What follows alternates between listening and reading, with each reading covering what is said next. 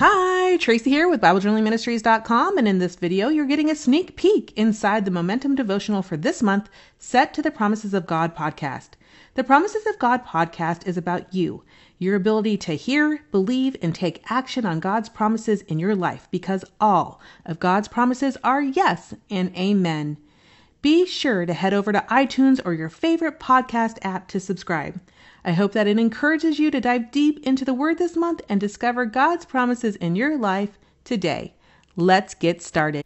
This month's series is about grace, and we're working out of the Momentum Devotional offered by BibleJournalingMinistries.com, titled Saved by Grace.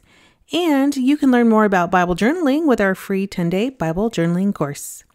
Our focus for today is God's great grace. And our verse is Joel chapter 2, verse 13, and it reads out of the King James Version, "And rend your heart and not your garments, and turn unto the Lord your God, for he is gracious and merciful, slow to anger, and of great kindness, and repenteth him of the evil." Our God is a gracious God. He's not like our world. While there are people in this world that are great at giving grace, oh, I just love them. But it's very rare to find someone like that. We do get some grace in this world, but it is not the same kind that God gives. As we talk today about grace and what it is and what it means and things in your life, think about a time that you made a mistake in your life. For me, I've made a lot of mistakes. I'm not gonna lie. I am over 40 years old, and those years are filled with many, many mistakes. I remember one time when I was young, I was probably 12 at the time, my parents decided that it would be movie time. We were going to go to the movies. And for us, going to the movies was a big deal. We didn't get to go often. It was very expensive. Funds were non-existent. And so when we got to do things like go to the movies, it was so exciting. And so my dad, I remember him coming into the room and he was like, "Let's go see a movie. Would you like to go?" And immediately I said yes.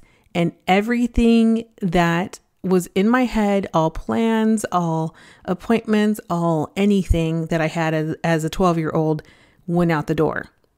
I forgot about everything I was supposed to do that day. So we hopped in the car, we went to the movies, and we had a great time. I remember just being so happy seeing the movie with my family. I remember getting in the car and driving home, and it was just a really great day.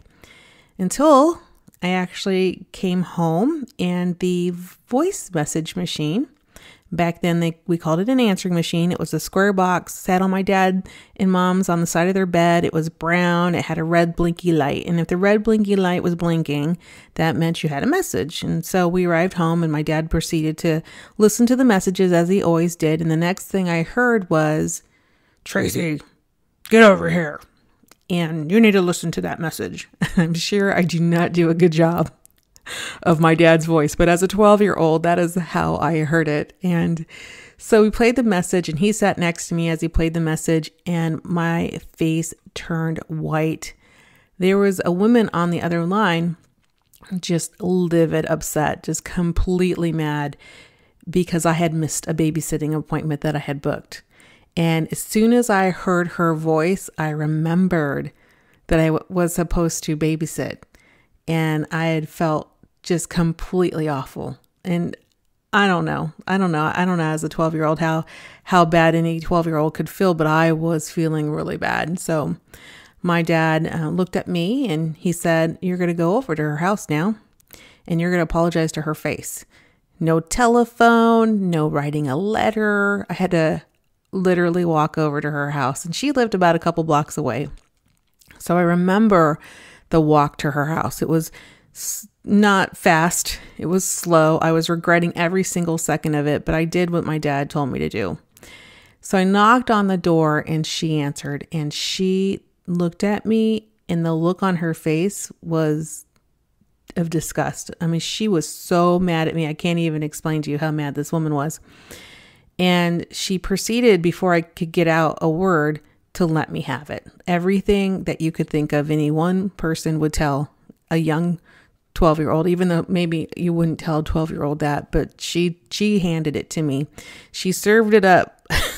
And I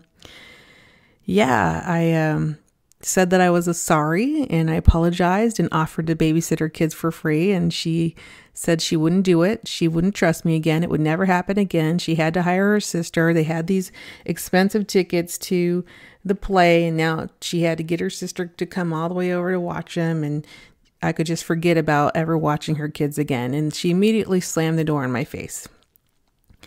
And that was really hard. I think I was crying. I'm confident I was crying at the time.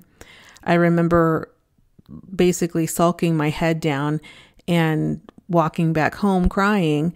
And as I walked past, we used to have these mailboxes where we would retrieve our mails. I saw my flyer on there with my phone number so that people could call me for babysitting. And I remember staring at that flyer and feeling this huge disappointment in myself. I was very upset that I had forgotten this appointment and really felt kind of unworthy of babysitting again. I think that's pretty much the feeling that I had.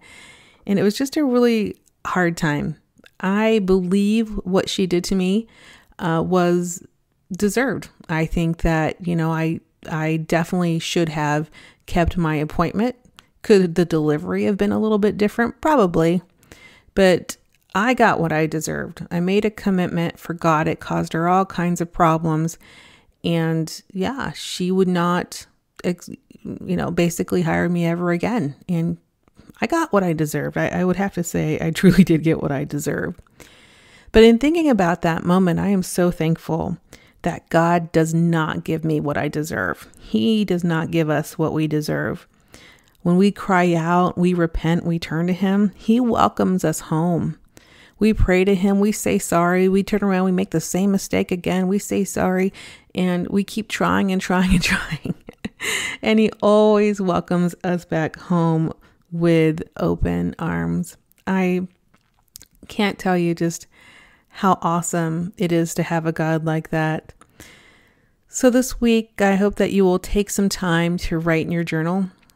How do you feel about God's grace? And maybe you can share a time when you didn't receive grace from others, or maybe you have met someone in your life that just is amazing at giving grace. And maybe you have a great example of when you asked for grace and she gave it to you, or he gave it to you just as you would picture God to give it to you. Like, how awesome is that to have somebody in your life that does that? How does it feel knowing that God provides grace even when we don't deserve it? To me, it's truly amazing grace. If you're here today and you're struggling with either giving or receiving grace, maybe you've never experienced grace in your life. Maybe nobody has ever given you the grace that you don't deserve. Maybe you've been really mistreated or unloved, or you're hurting because you just never have had the opportunity, or don't have it regularly in your life. When you make a mistake, the world comes down on you. When you make a mistake, maybe you come down on you. Well, I pray that you would invite God into your life today, because I feel like if you knew the God that I serve, that you would feel so much joy and peace in your life, and you would totally understand what I'm saying when He provides the grace that no others can give.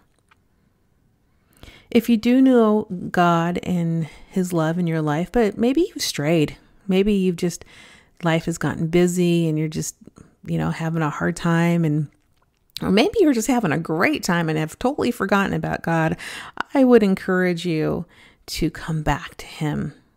You're not promised tomorrow, and life is so short. Don't put it off. Romans 6:23 says the wages of sin is death, but the free gift of God is eternal life in Jesus our Lord. So turn to Him, confess your sins, and follow His will in your life, and you will feel the love of Christ that surpasses all understanding. Thank you so much for tuning in today, and I can't wait to see you on the next episode of The Promises of God. Goodbye.